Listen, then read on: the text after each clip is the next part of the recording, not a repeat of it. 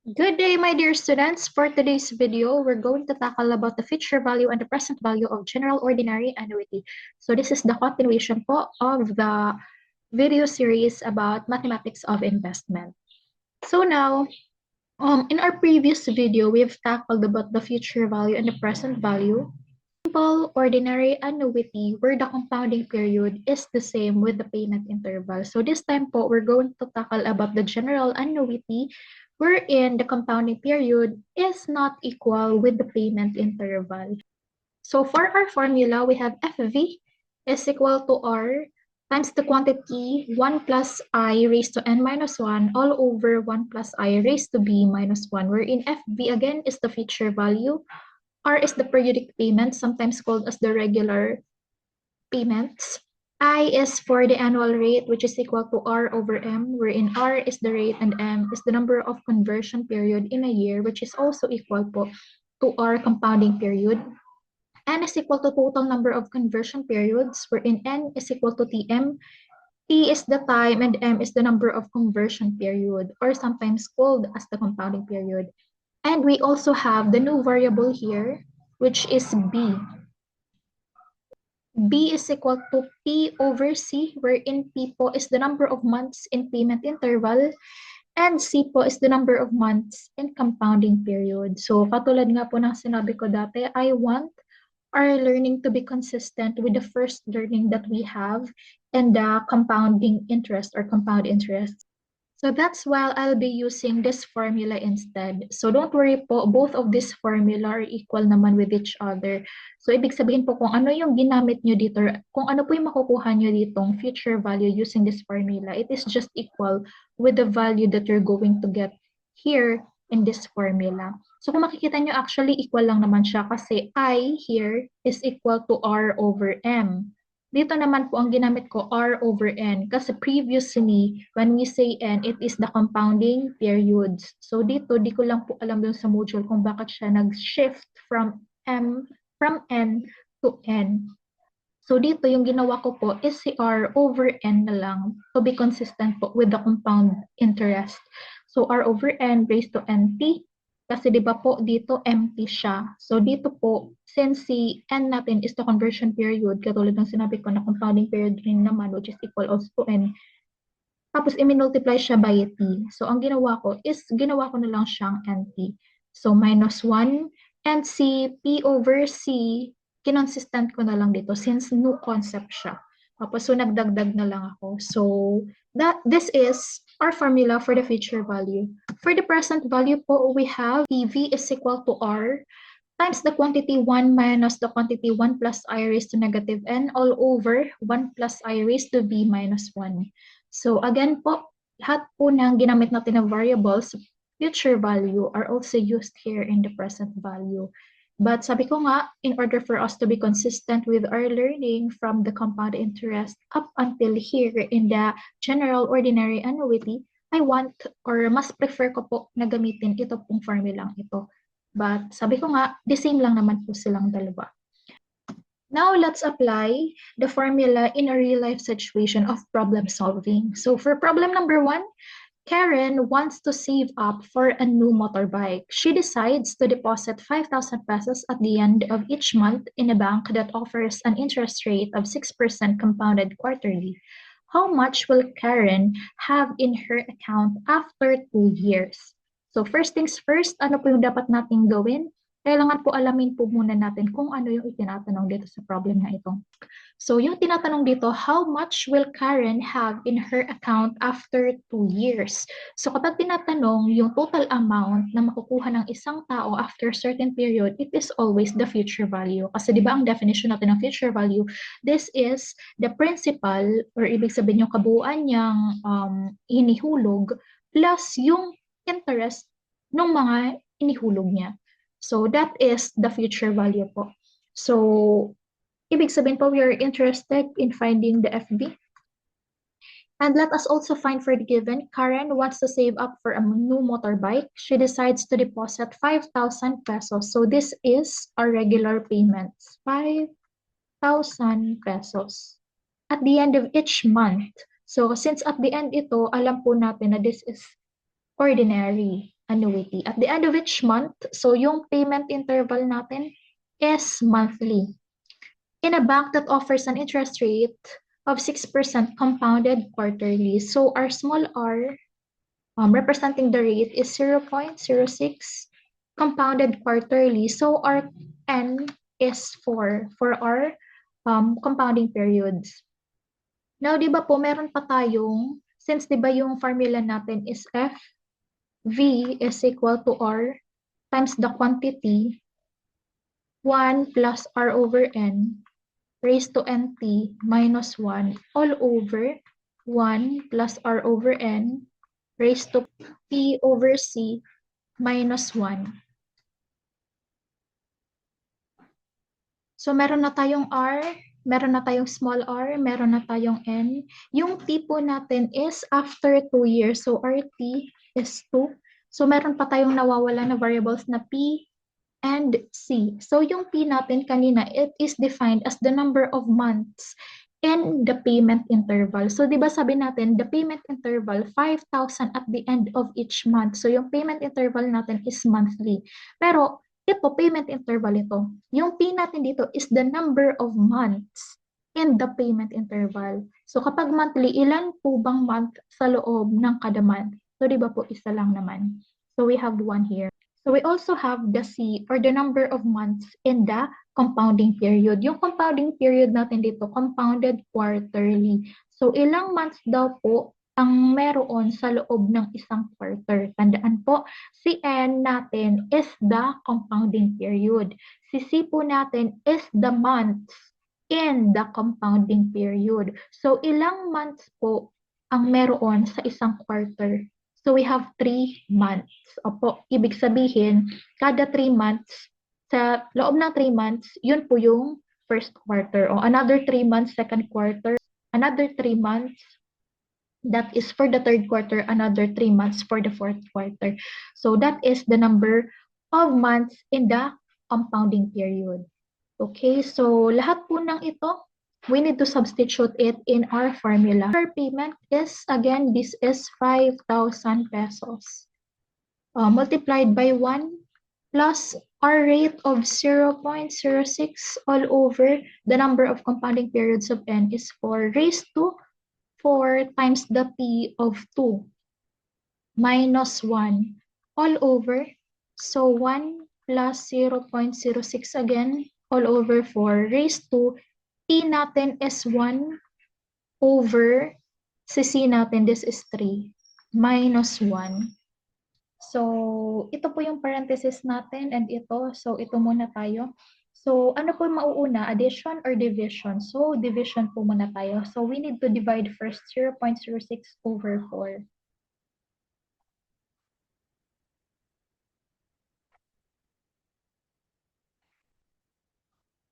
So, 0.06 over 4 is equal to 0.015. Pero since kasama na itong 1, i-add na natin para shortcut na natin para ma-solve agad natin. So, we have 1.015 raised to 4 times 2, that is 8, minus 1 all over 1 plus 0.15 raised to 1/3 minus 1. Okay, 0.15 plus 1 tayo. That is 1.015 raised to 8. That is equal to 1.13 approximately. So it's equal to 5,000 again times 1.13 minus 1 all over 1.015 raised to 1/3 minus 1. So dito tayo, di ba? So 1.13 minus 1, that is equal to 0.13 approximately. So 5,000 times 0.13 all over 1.015 raised to 1/3 minus 1. So this is equal to So, solve na natin itong nasa baba. So, we have 1.015 raised to 1/3 minus 1. So, dito, ang ginawa natin is i-solve na natin itong nasa baba, diretsyo, para yung naka-answer sa atin na nai-record nitong calculator is buo natin siya. Tapos, so we have, di ba po, answer divided by itong kabuuan ito. Kasi yung answer natin kanina, that is 0.13 approximately, di ba? Ito. Wait lang. Hindi na natin siya maibaba. So, that is 0.13, yung na-solve natin na recently. Ngayon, i-divide natin siya dito sa kabuuan na ito. So, our answer will be 25.42.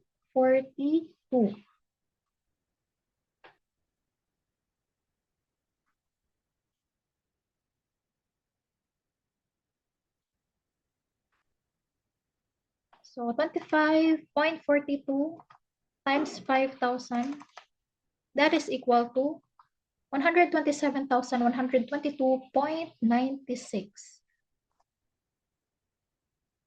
So, our future value po is equal to 127,122.96 pesos approximately. So, pero yung final answer natin should be in sentence po. So, yung final answer natin should be Karen will have 127,122 pesos and 96 centavos after 2 years in her account. How about this problem? I want you to pause this video and try to solve this problem on your own. Sana po na-pause na, sana nakapag-try na. So let us check if your answer is correct. So Alex plans to buy a house in 5 years and wants to start saving early.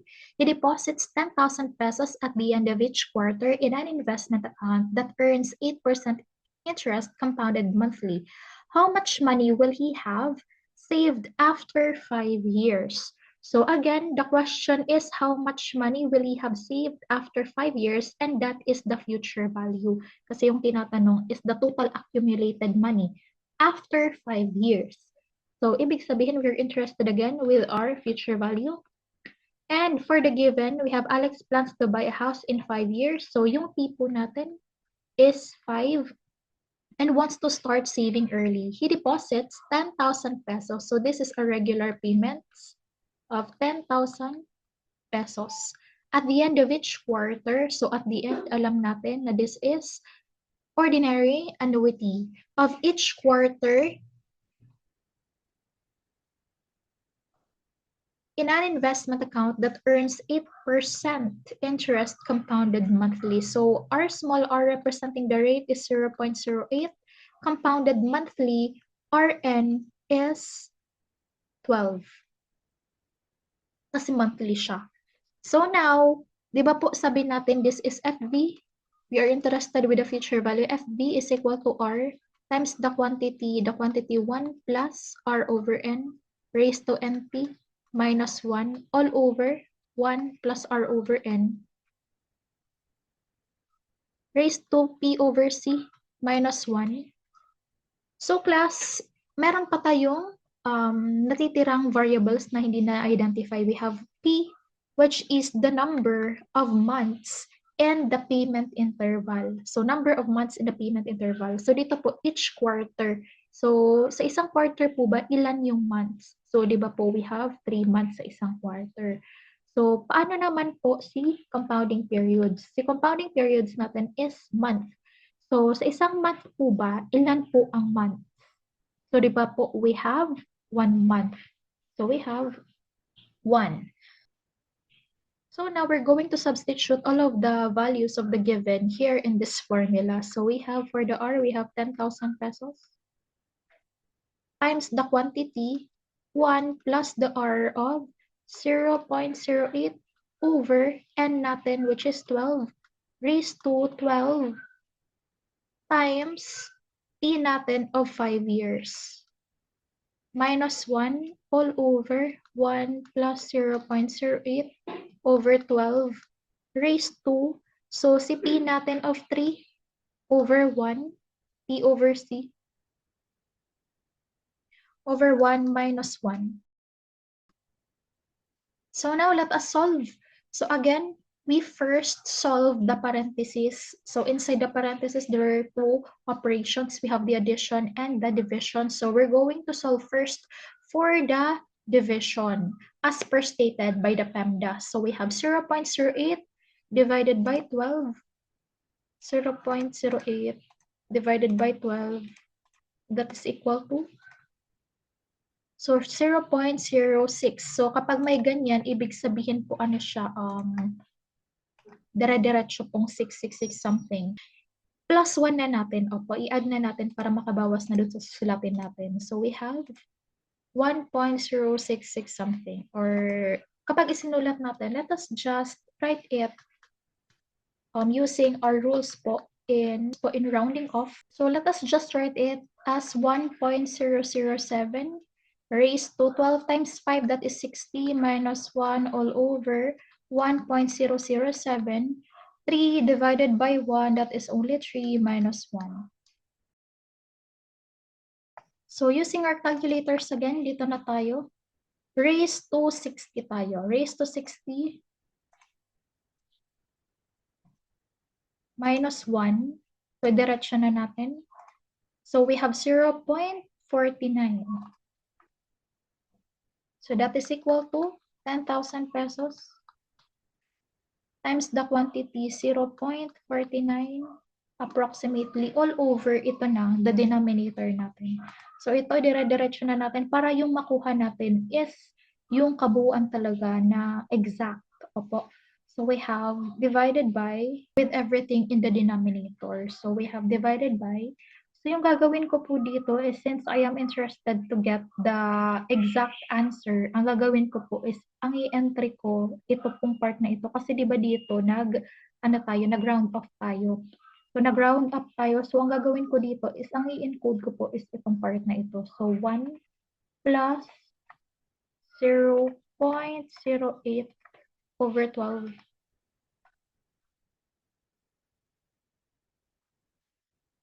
Raised to, so ito po, ito na yung isusunod ko. Kasi dito sa part na ito, hindi naman tayo nag-round off. Raised to 3 minus 1.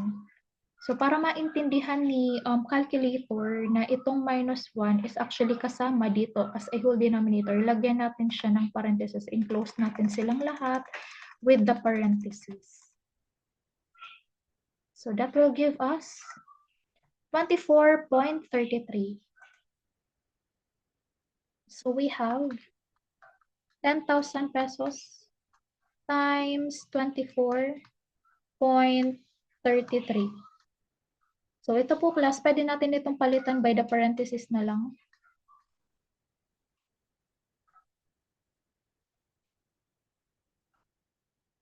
So, itong denominator, isulat na lang natin dito, 1.007 raised to 3 minus 1. So, yan. So, we have 24.33 times 10. So, times 10,000 tayo. So, that will give us 243,200. So, our future value po is equal to 243,297.27.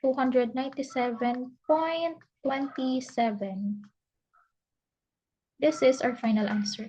Pero pwede din naman natin siyang state. Ito po, actually, yung dapat na answer is supposedly always in a sentence because the question is in the sentence form.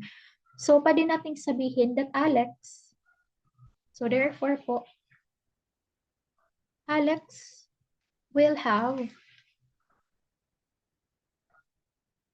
243,297.27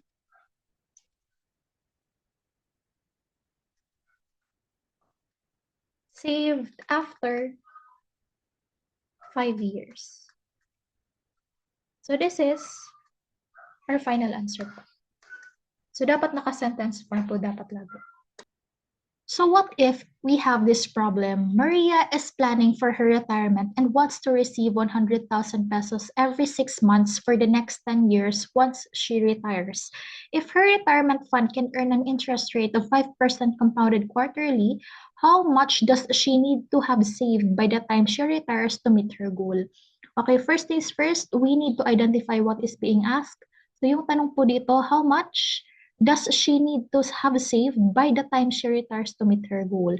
Okay, the question is that a future value or a present value? So, kung ang tinatanong po ay kung ano daw po, kung ilan daw po yung dapat i-save ni Maria para ma-meet niya, para every 6 months meron siyang 100,000 pesos. So, technically, that is present value. So, present value po is missing.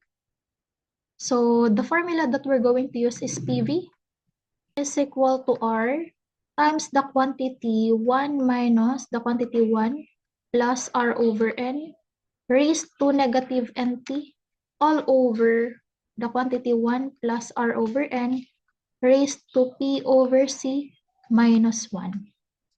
Okay, so before that, let us identify the given. So sabi dito, gusto daw ni Maria na magkaroon siya ng 100,000 pesos every 6 months. So that is our regular payments of 100,000 pesos every 6 months for the next 10 years. So RT is 10. Once she retires, if her retirement fund can earn an interest rate of 5%, so we have the small r of 0.05 compounded quarterly. So Rn is for compounding periods. So meron pa tayong P and C. So for RP po, the numbers of the payment interval, the number of months in the payment interval. So ano yung payment interval dito? Katabi siya nung regular payments natin. The regular payment of 100,000 pesos every 6 months. So actually, that is semi-annually. At pag semi-annually, ilan po ang months sa isang semi-annual? So ibig sabihin po 6 months. Kaya ito given na hindi na natin kailangang isipin po kasi given na po. So we have 6 here. For the next 10 years once she retires, if her retirement fund can earn an interest rate of 5% compounded quarterly. Okay, ilan pong months sa loob ng isang quarter? So we have 3 months. So we have C of 3. So we need to substitute all of this given in this formula. So we have 100,000 pesos times 1 minus the quantity 1 plus the R of 0.05 over the compounding period of 4 raised to negative, the N is 4 times the T of 10 all over the quantity of 1 plus 0.05 over 4 raised to the P of 6 over 3 C minus 1. So now we need to simplify. So parenthesis po muna tayo. Inside the parenthesis, may dalawang operation, the addition and division. Division po ang unahin natin because we are following always the PEMDA. So we have 0.05 divided by 4. That is equal to 0.0125. So i-add na natin si 1. So that is plus 1. Is equal to 1.0125.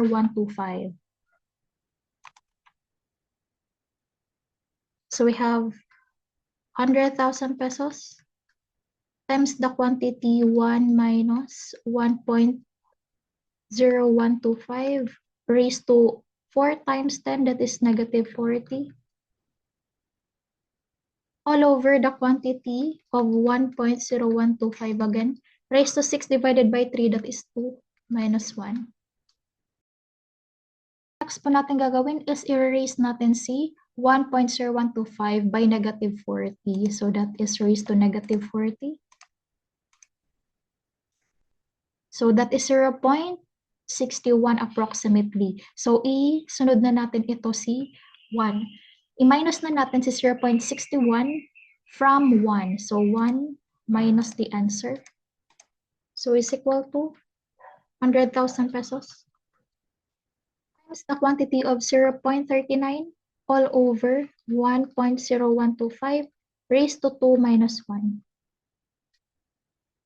Okay, now, yung gagawin natin is kailangan si 0.39 i-divide natin dito sa kabuuan na ito. So, divided by the quantity of the quantity 1.0125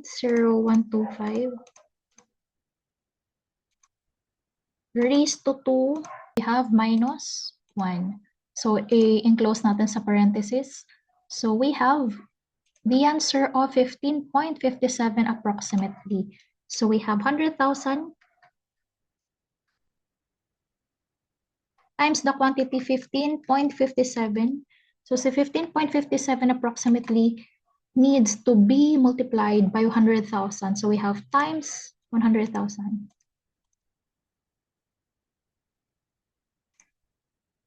So, that is 1 million. So, our future value is 1,556,617.70. I mean, that is 80. So this is our future value. But the answer should be in sentence, okay? So therefore Maria needs to have 1,556,617.80 by the time she retires to meet her goal.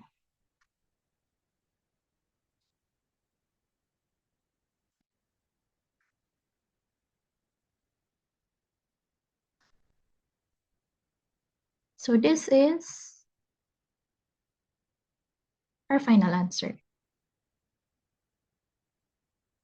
Now, what about this problem? Lito wants to set up a fund to provide an allowance of 20,000 pesos at the end of each quarter for the next 8 years to support his younger brother's education.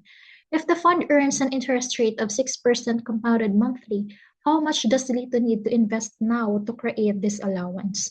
So first things first, what is the question? How much does Lito need to invest now to create this allowance? So is that a future value or a present value? Since yung tinatanong po kung ilan daw po or magkano yung kailangan i-invest ni Lito ngayon, that is the present value. So the present value po is missing. So PV is equal to R times the quantity of 1 minus the quantity 1 plus R over N raised to negative NT all over the quantity of 1 plus R over N raised to P over C minus 1. So halimbawa sa examination, ano nga ma'am ang gagawin namin para malaman namin kung ano yung gagamitin? Is it the formula for the simple or general? So tatandaan po class, before you answer a certain question, kasi mabuti dito, alam natin na ang whole topic natin is about general annuity. Pero paano kapag nasa isang examination na kayo magde-decide kung simple ba siya or general? Ang gagawin niyo po muna is first identify po the payment interval and the compounding period. So dito yung payment interval, diba, of each quarter. Ito po yung payment interval natin kasi po by definition of payment interval, ito yung gaano kadalas ginagawa si regular payment. So ito po, my dear students, this is quarter, each quarter, diba? Ibig sabihin quarterly. Tapos identify din natin kung ano po yung compounding period niya. Diba po ang compounding period, katabi siya lagi ng word na compounded, nakatabi rin ng rate. So, nakalagay dito compounded monthly. So, since hindi sila equal, di ba po? So, quarterly is not monthly. Pero kapag nasa problem, si payment interval na quarterly is nagko-compound din. Quarterly, so gagamitin niyo dyan is the simple interest. Pero this time kasi, we have quarterly here and monthly here. So, they are not equal. Ibig sabihin, itong dalawa, pipili po kayo dito sa dalawa. Then, analyze the question kung ano pinapahanap. Is it the future value or the present value? Okay, so now let's identify the given. So we have the regular payments. We have the capital R of 20,000 pesos at the end of each quarter for the next 8 years. So ibig sabihin the time here is 8 years to support his younger brother's education. If the fund earns an interest rate, so we have the small r of interest rate of 0.06, compounded monthly, or n here, 12. Okay, so ano pang nawawala? P and C. Si P natin is the number of months And the payment interval. The payment interval is quarterly. So sa loob po ba ng isang quarter, ilan pong months? So we have 3 months. So we have 3 here. So number of months naman po ng compounding period na monthly, ilan po ang months? So sa isang month, may isang month lang naman. So we have 1 here. So we need to substitute all of this given here in this formula. So we have 20,000 pesos times the quantity of 1 minus the quantity 1 plus the rate of 0.06 all over. So our n is 12 raised to negative 12 times 8 all over the quantity of 1 plus 0.06 over 12 raised to, so sipin natin of 3 over 1 minus 1. So calculator po tayo. So again, PEMDAS po, yung pwede natin ditong isolve is ito muna si 0.06. So let us just erase everything. So we have 0.06 divided by 12. So that is equal to 0.005. So plus 1 tayo. That is equal to 1.005. So we have 20,000 times the quantity of 1 minus 1.005 raised to negative 12 times 8. All over 1.005 raised to 3 divided by 1, that is 3 minus 1.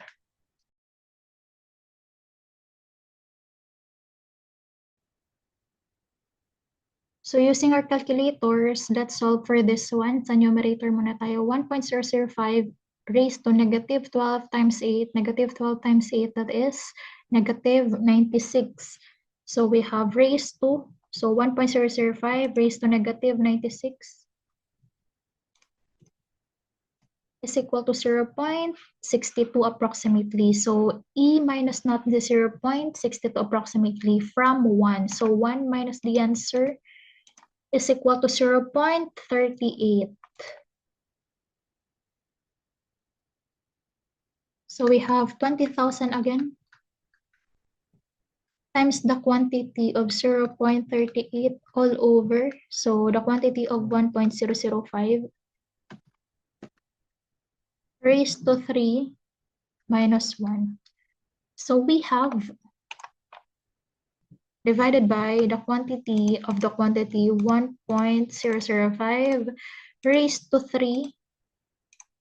So we have minus 1 and close parenthesis. Para maintindihan ni calculator na yung i-divide natin na 0.39, i-divide natin sa buong kalahatan nito. Opo, kaya kailangan kapag nagka-calculator po, importante yung mga parenthesis. Opo, para alam ni calculator kung ano yung mga magkakagrupo. So we have that is approximately 25.24. So we have 20,000 times 25.24, and 25.24 approximately should be multiplied to 20,000. So that will give us 504,773.38 approximately. So our present value is equal to 504,773.38. Pero yung final answer natin should be in sentence form. So therefore, Lito needs to invest 504,773.38 pesos now to create an allowance of 20,000 pesos at the end of each quarter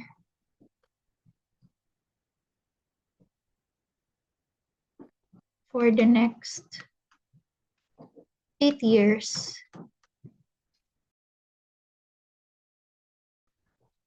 to support his younger brothers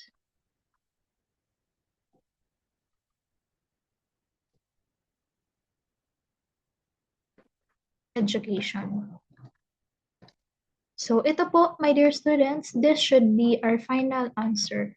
Kasi po yung tanong natin is sentence, our answer should be in sentence also.